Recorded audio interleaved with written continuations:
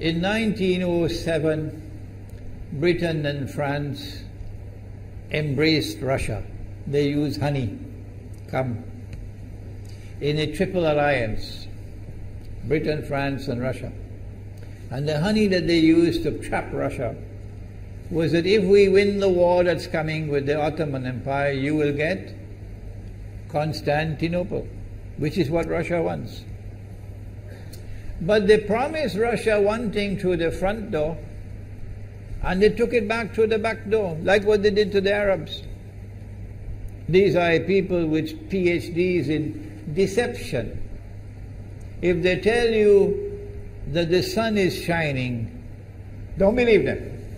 Go outside and look up in the sky, see whether the sun is shining.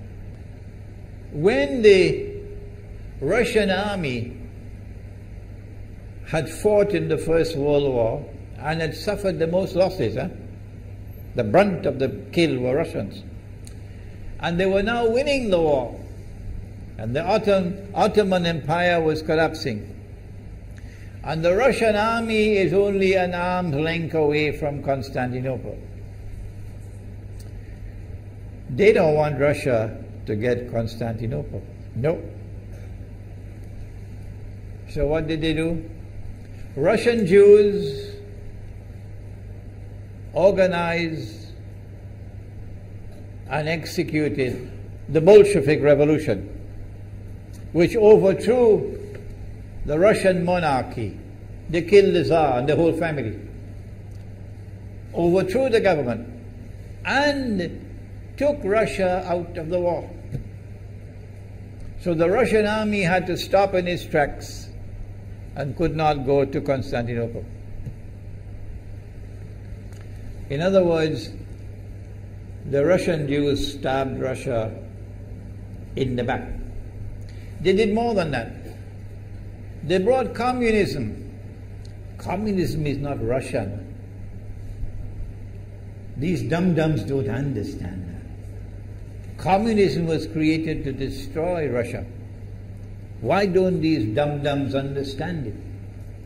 Communism is not Russian. Communism was created to destroy Russia, to destroy the Russian Orthodox Church. So they brought communism in the Soviet Union. And for the next 60, 70 years, this Zionist-created entity called the Soviet Union waged war on religion, waged war on the Russian Orthodox Church, killed the priests, closed down the monasteries and churches and so on. 60, 70 years. And then, when the appropriate time came and Israel came into being, it is this same Soviet Union which opened the doors for millions of Russian Jews to now migrate to Israel. If you go to Israel today, you might believe you're in Russia. So many people speaking Russian. These are the Russian Jews. And then the Soviet Union, 6 years after Israel came into being, did something strange and mysterious. Crimea is Russian territory. Crimea is a part of Russia. The Soviet Union decided to give Crimea as a gift to Ukraine. Why did they do that? The historians don't tell you. So let Imran tell you. They gave Crimea to Ukraine in order to stab Russia in the back one more time. Because if Russia loses Crimea, it will enhance Israel's security. The Russian Navy is based in Crimea, and there's a straight line from Crimea to Constantinople. To get out of the Black Sea and to get into the Mediterranean Sea, you got to pass through the Bosphorus. And the city of Constantinople is located right there on the Bosphorus. So they gave Crimea as a gift to Ukraine. They never bothered to consult the people of Crimea and get their consent. No. They never bothered to seek the permission of the Russian people. No. But Washington doesn't want to hear that. The foolish man who now sits in the White House of the United States, the foolish man who would like to pretend that he's a man of wisdom, he doesn't want to hear. But what are the rights of the Russian people? Were they not violated? Do they not have the right to correct Iran and recover the territory which was unjustly taken away from them on Israel's behalf? Obama doesn't want to hear that. It's inconvenient for them. But in this masjid, we will expose whether it's convenient to you or not. They did more than that. Not only did they give Crimea to Ukraine, but earlier on they gave eastern Ukraine. Eastern, part of the now eastern Ukraine was Russian. It was Russian. And the Soviet Union gave it as a gift to Ukraine. Why is it being given to Ukraine? Answer is that when the proper moment comes, the same people who brought the Soviet Union into being now have a method by which they can cause it to collapse. The method that they're using now in Venezuela, popular demonstrations, they did it in Egypt, they did it in Tunisia. They are masters of that. They did it with the Soviet Union. I used to think that the Soviet Union collapsed because of Allah's kindness. But I was wrong. No, it was the Zionists who brought down the Soviet Union because they didn't need it anymore. Like tomorrow they wouldn't need you anymore, Saudi Arabia. And they wouldn't need you anymore, Islamabad. When will you understand that? They'll just throw you to the dogs. You served them long enough. So they brought down the Soviet Union. Why? So that Ukraine might emerge as an independent state. That's danger for Russia. They've prepared the way. And now Ukraine emerges as an independent state. So the rope is around Russia's neck now.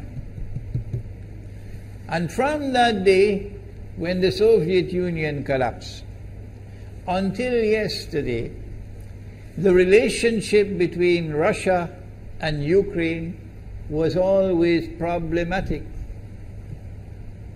But the people of Ukraine still had the good sense and wisdom to appoint a government that was pro-Russian. The Zionists decided it's time for us to use our, the street demonstrations. And last October, November, December, the world witnessed Caracas all over again. And eventually, the Zionists got what they wanted. You have the money, and you can send in your special people, snipers who will kill, and so on, throw petrol bombs and so on. And eventually they got what they wanted. They created enough havoc. May Allah protect Malaysia from that. Ameen. Ameen. And the president of Ukraine fled. He's a democratically elected according to your method, Mr. Obama, according to your system. He's a legally elected president of Ukraine. And he had to flee. And these hypocrites in Washington and London and Paris who would like us to believe that they are honorable men. They are not. Instead of standing on the side of the legally appointed president and demanding the rule of law, they all showed their colors as hypocrites in immediately recognizing the new government in Ukraine. The new government in Ukraine is anti-Russian. That's what they wanted. That's why they brought down the Soviet Union, to bring in a Ukraine into being as an independent state, and then to eventually get an anti-Russian government in Ukraine. If by Allah's kindness Putin had not intervened and been so spectacularly successful, this is what the plan would have been. The new government in Ukraine would have joined NATO, and Russia could not stop it. And when the new government in Ukraine joined NATO, NATO will then send its armed forces into Ukraine. It could include nuclear weapons. Then Ukraine will pick a fight with Russia and decide that Russia must now vacate Crimea. Shut down your naval base. The rope is now tightened around your neck.